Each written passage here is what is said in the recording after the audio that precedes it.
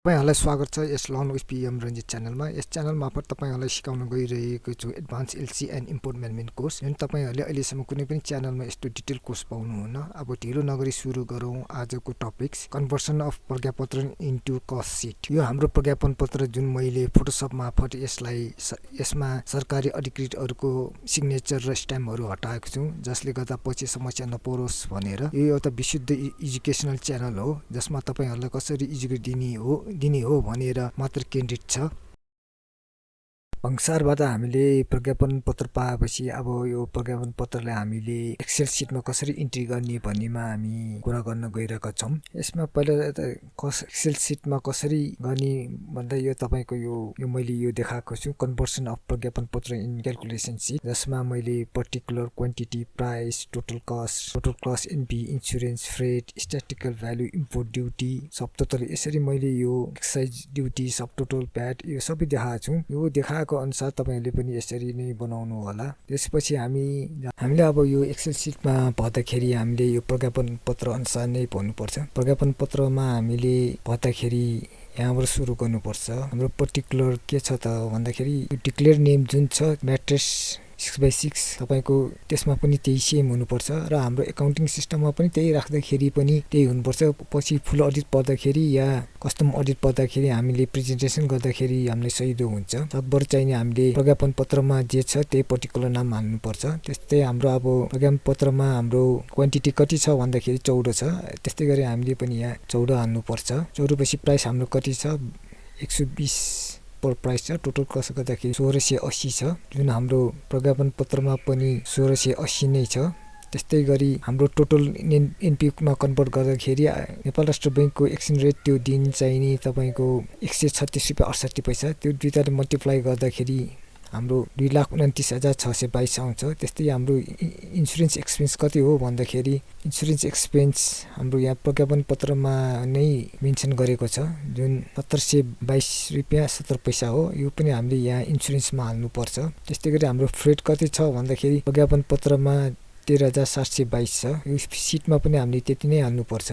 त्यसै स्ट्याटिकल भ्यालु अब यति गर्दाखेरि हाम्रो यति तीनटा जोड्दाखेरि कति आउने भयो भन्दाखेरि 2,45,067 रुपैयाँ। अब हाम्रो यो क्याल्कुलेसन मिल्छ कि मिल्दैन भने हामी एक्सेल प्रज्ञापन पत्रमा हेरौँ। हाम्रो प्रज्ञापन पत्रमा पनि 2,45,067 रुपैयाँ छ भनेपछि हाम्रो यो स्ट्याटिकल भ्यालु मिल्यो। अब इम्पोर्ट ड्युटी कति छ त, इम्पोर्ट ड्युटी हाम्रो 20%ले 39,013 रुपैयाँ 44 पैसा, त्यो लगेर पनि हामीले यहाँ हाल्नुपर्छ इम्पोर्ट ड्युटीमा। त्यसपछि हाम्रो सब टोटल कति हुने भयो भन्दा 2,94,081 रुपैयाँ, जुन हाम्रो प्रज्ञापन पत्रमा पनि 2,94,081 रुपैयाँ छ। त्यस्तै गरी अब हामी जाउँ एक्साइज ड्युटी हाम्रो कति छ त, एक्साइज ड्युटी हाम्रो 29,408। त्यस्तै हामी यतैबाट हेरौँ प्रज्ञापन पत्रमा पनि हाम्रो प्रज्ञापन पत्रमा पनि 29,408 रुपैयाँ छ। त्यस्तै गरी सब टोटल र प्याट हेर्दाखेरि कति हुन्छ त हेर्दा 10,23,498 र 42,054 छ, जुन हाम्रो प्रज्ञापन पत्रसँग ठ्याक्कै मिल्नुपर्छ।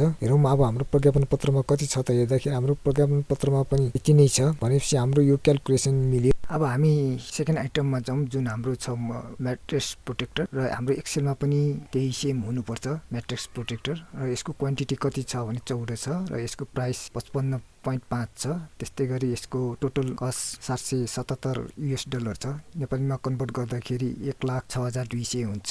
त्यस्तै गरी हामी इन्सुरेन्स हेऱ्यौँ भने यसको इन्सुरेन्स कति छ भन्दाखेरि 797, जुन हाम्रो प्रज्ञापन पत्रमा पनि 797 रुपैयाँ नै छ। त्यस्तै गरी हाम्रो फ्रेट कति छ भन्दाखेरि फ्रेट हाम्रो छ 6,347, जुन हाम्रो प्रज्ञापन पत्रमा पनि 6,347 नै छ। र त्यस्तै हामीले अब यो तीनटा जोड्दाखेरि हाम्रो स्ट्याटिकल भ्यालु कति हुन्छ 1,13,344, जुन हाम्रो प्रज्ञापन पत्रमा पनि 1,13,344 नै छ। त्यस्तै गरी हाम्रो इम्पोर्ट भ्यालु 20% राख्दाखेरि 22,669 आउँछ, जुन हाम्रो प्रज्ञापन पत्रमा पनि हेर्दाखेरि 22,669 रुपैयाँ नै छ। त्यस्तै गरी हाम्रो सब टोटल हेऱ्यो भने 1,36,012 छ र हाम्रो प्रज्ञापन पत्रमा हेऱ्यो भने 1,36,012 नै छ। त्यस्तै गरी हाम्रो एक्साइज ड्युटी 13,601 छ। त्यस्तै गरी प्रज्ञापन पत्रमा हेऱ्यो भने 13,601 छ।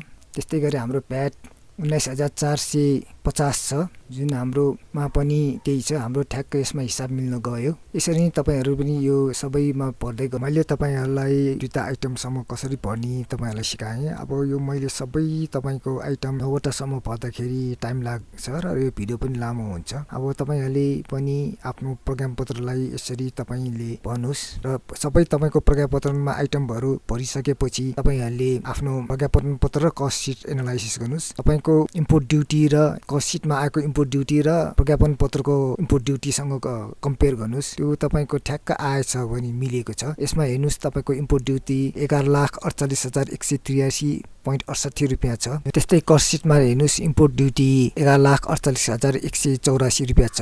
त्यस्तै गरी तपाईँको एक्साइज ड्युटी हेर्नुहोस्, प्रज्ञापन पत्रमा तपाईँको एक्साइज ड्युटी 5,09,493 रुपियाँ छ। त्यस्तै गरी हाम्रो कस्ट सिटमा हेऱ्यो भने पनि 5,09,493 छ। त्यस्तै गरी हामीले भ्याट हेऱ्यो भने कस्ट सिटमा तपाईँको 7,28,575 छ भने हाम्रो प्रज्ञापन पत्रमा पनि 7,28,575.40 पैसा छ, जुन हाम्रो ठ्याक्क मिलिएको छ। यसरी नै तपाईँहरू मिलाउनुहोस् होला। जाँदै तपाईँहरूलाई एउटा बोनस टिप्स दिँदैछु। प्रज्ञापन पत्रको 12 नम्बर भ्यालु डिटेल्समा 2,48,735 कसरी आयो भन्नेमा यो हाम्रो भ्यालु हाम्रो कस्टम अफिसको CIF भ्यालुएसन मेथडको लागि हो। नेपाल कस्टम अफिसले कस्टम गुड्सहरूको भ्यालुएसन गर्दा CIF को आधारमा गरिन्छ, जुन तपाईँहरूलाई पनि थाहै होला। CIF मा value cost plus insurance plus C freight plus Indian port expense custom agent plus load unload जोडिन्छ, जुन हाम्रो कस्टमको सेटमा पनि भरिन्छ। यही नै हाम्रो तपाईँको टोटल कस्ट हो। हस् त, आजको लागि यति नै। तपाईँहरूलाई कुनै क्वेसन छ भने तपाईँ क्वेसन कमेन्टमा लेख्नु होला, म यसको एन्सर दिने प्रयत्न गर्दछु।